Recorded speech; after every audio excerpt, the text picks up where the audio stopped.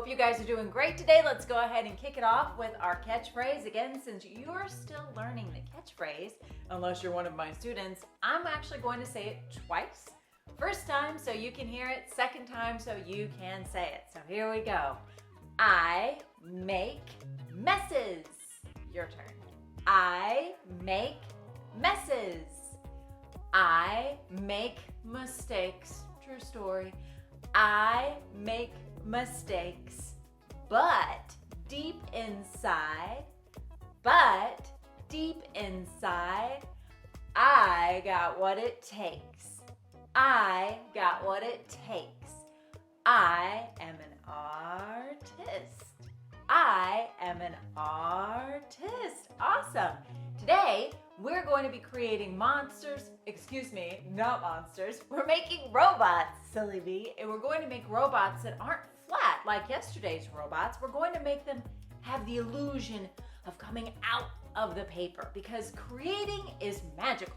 We can, as magical artist magicians, take a flat piece of paper and create the illusion or magic of things popping out. That's what we're going to learn how to do today. We're going to be creating robots that look as though they are three-dimensional. So here's the supplies you're going to need to grab. You're going to need a piece of paper, doesn't matter what kind, could even be loose leaf paper. You'll need a pencil, maybe an eraser. I'm also using a permanent marker here just to outline my lines. It's not necessary, but it might be nice to have, as well as markers. Regular markers, water-based. Before we get started, I just want to give a shout out to our sponsors, those amazing art suppliers who are supporting this YouTube episode. Big thanks to Dixon Ticonderoga. Speaking of pencils, they're the pencil people. But not only that, they make a ton of art supplies that I know I use in my art room. You probably use when you're creating, like True Ray construction paper, praying paint, Dixon Ticonderoga pencils, and so much more. So thank you guys so much for supporting this episode of Robot Week. All right, before we get rolling, let's talk about the elements of art that we'll be using today. This is a review from yesterday, so let's see if we can speed it up a bit. The elements of art are line, shape, color, baby, color, form, which we're going to talk about a lot today, value, something else we'll be touching on quite a bit, texture, and space. All right, before we get rolling, I know a lot of you have never entered the wild world of shading and creating something in 3D before. So for that reason, we're going to do our pinky promise again, just to make sure we keep up our positive attitude. If you've never done this before, it's not going to be easy. That's what learning is all about. So get out that pinky. I pinky promise that no matter what, I will finish my drawing. I won't spend my time erasing. I won't spend my time crumbling up my paper. Whatever I start, I will finish. And instead of getting frustrated with my mistakes, I will consider them a learning opportunities. And just know that I can always try it again on a new piece of paper when I'm finished. Mwah. All right, guys, let's get started. All right, guys, yesterday when we learned how to draw our robot, we began by drawing a lot of shapes. We were drawing things like circles and squares and rectangles, and those are the kinds of shapes that we were using to draw for the head of the robot. But today, we're going to be creating a robot that isn't flat like a shape is, but one that comes out of space. So let's talk about it. Shapes have two things. Shapes have what's called height, to show how tall it is, and width, to show how wide it is. That's why we say that shapes are two-dimensional. They have those two things, height and width. But a form goes beyond just the 2D, entering into the third dimension. For example, let me show you something that you might be pretty familiar with. Boom, one of these guys. That's right, I'm showing you a toilet paper tube. And I'm showing it to you because a tube actually is a cylinder and it has three things. Not only does it have height and width like a shape, but it goes into the third dimension by having depth. So today we're going to be learning how to make a robot that isn't flat like yesterday's robots, but that enters into the third dimension. We're going to learn how to draw forms, something that has height, width, and depth, and we'll also be talking a little bit about how to shape those. So let's get started. All of these shapes right here can be turned into forms. A circle can be turned into a sphere with shading, which we'll learn how to do. But let's talk about these other guys right here.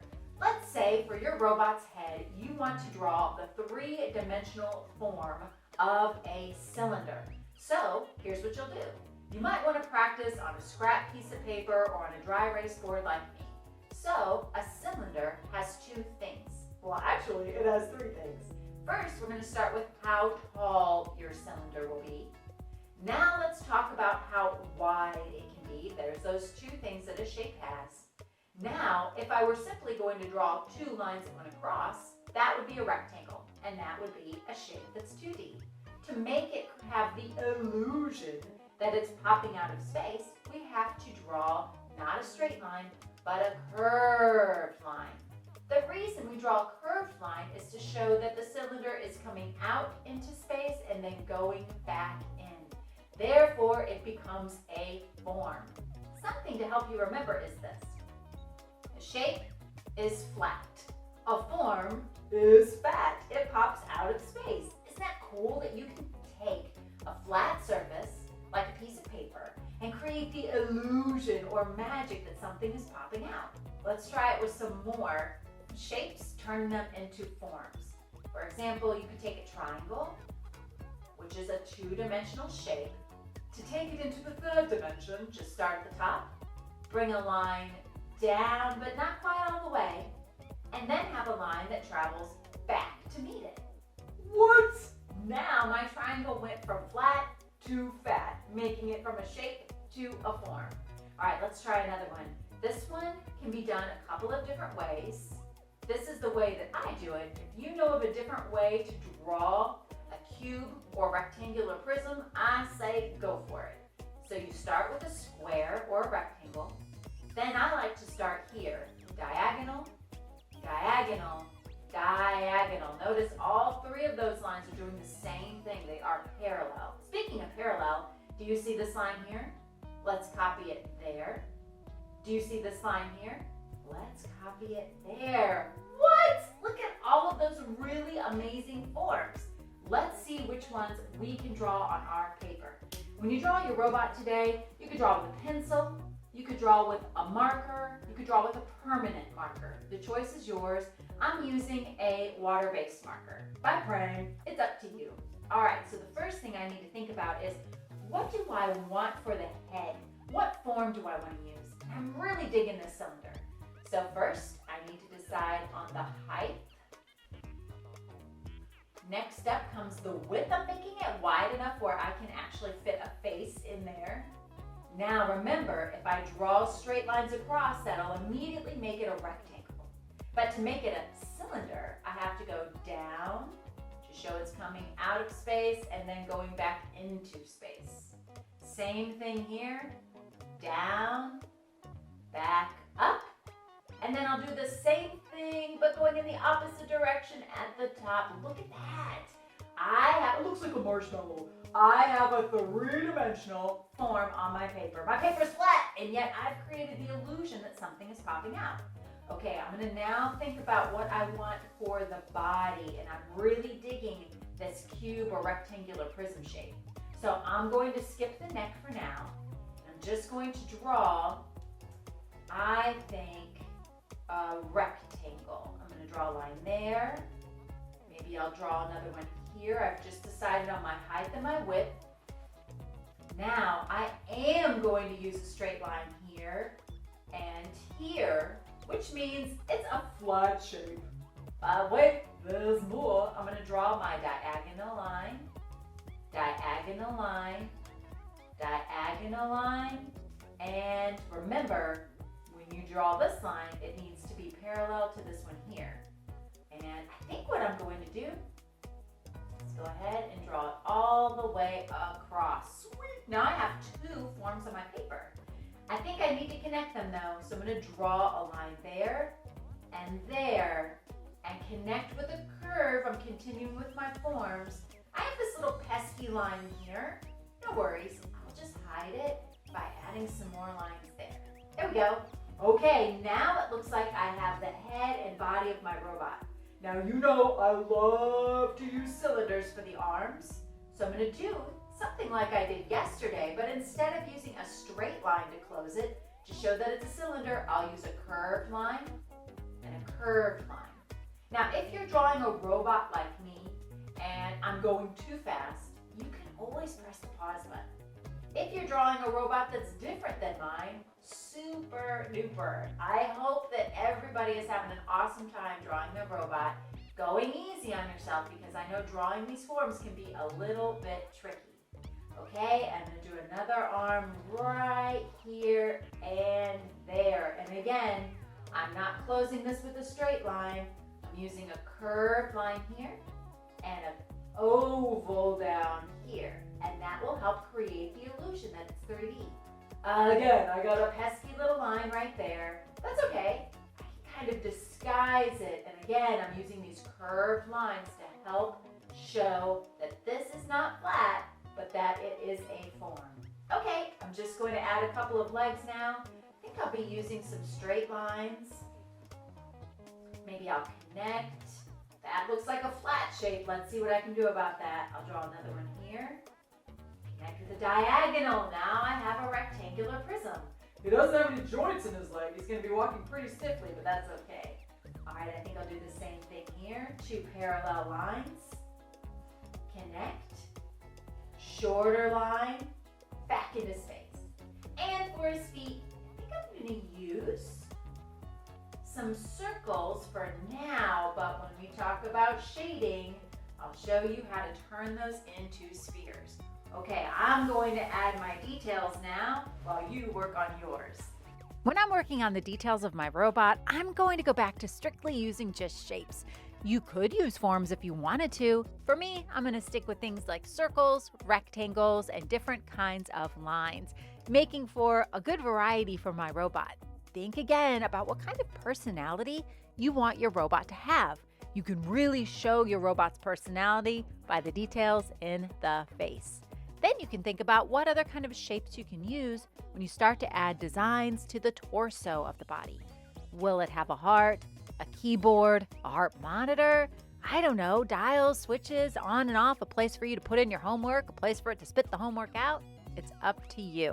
All right, friends, now let's talk about shading. Shading is where value, one of those elements of art, will really come into play.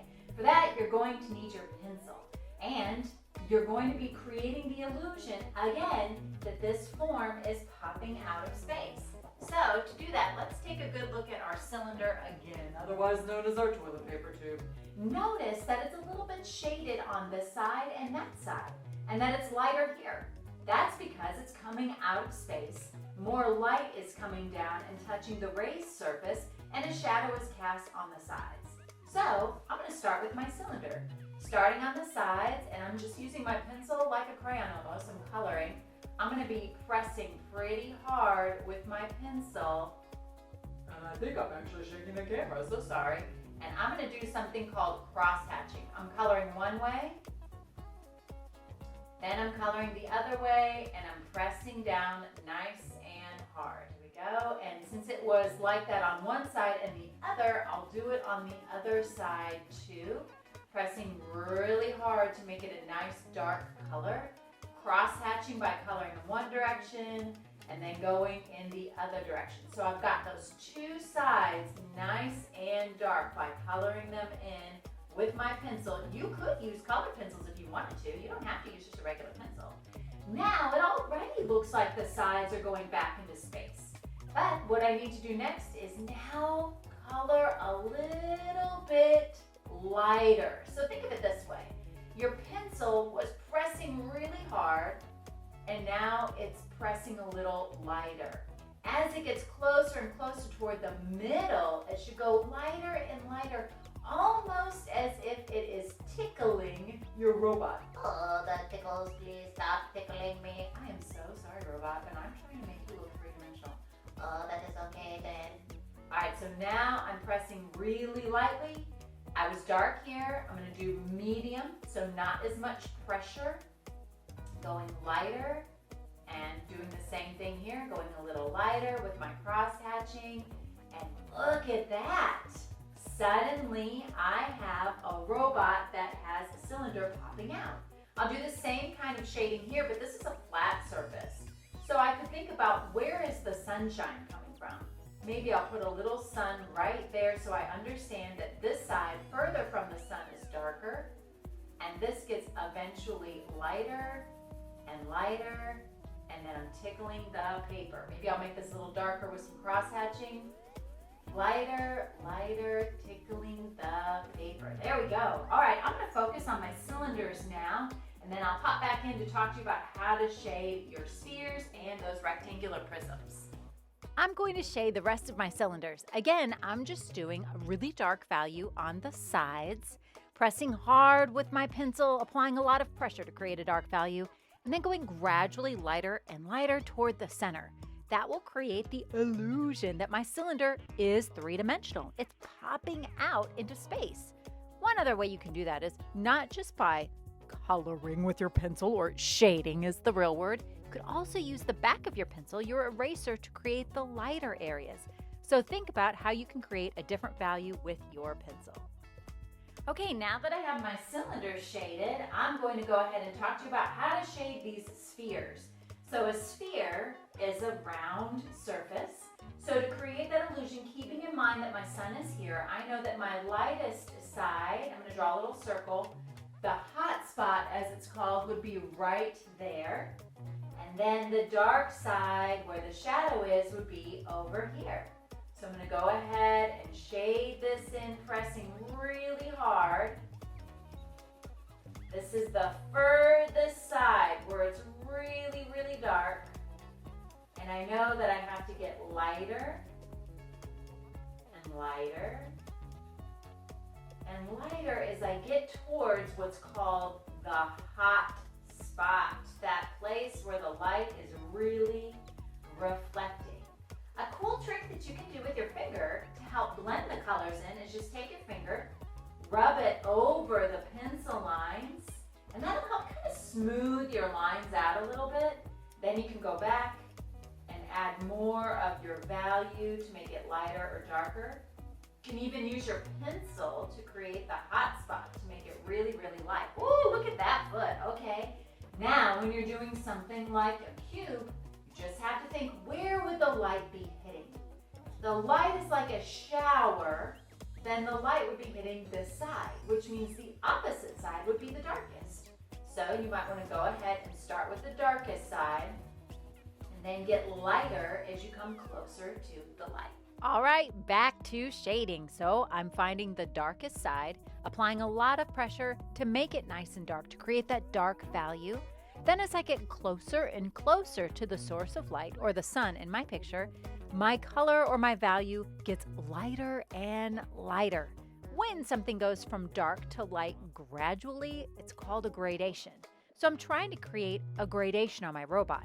Not just one really dark area and one really light area. I can't forget all the beautiful values in between. That'll really help make my robot look three-dimensional. I'm going to finish my robot with a colorful background, kind of like I did in yesterday's robot drawing. I'm using the side of my marker to outline around my robot. I'm using a water-based marker, going all the way around the edges, just like you can see in the finished robot picture on the left. You could also use a variety of lines like I did in the other robot picture in the lower left. Now I'm just outlining around the edges, and then to turn my marker into water, to turn it into paint, I'm just going to add, you guessed it, water. Remember, it takes a moment to kind of wake up the marker, so you have to add a little bit of water and then be patient, because the marker and the water, they will do the rest for you and turn into a paint.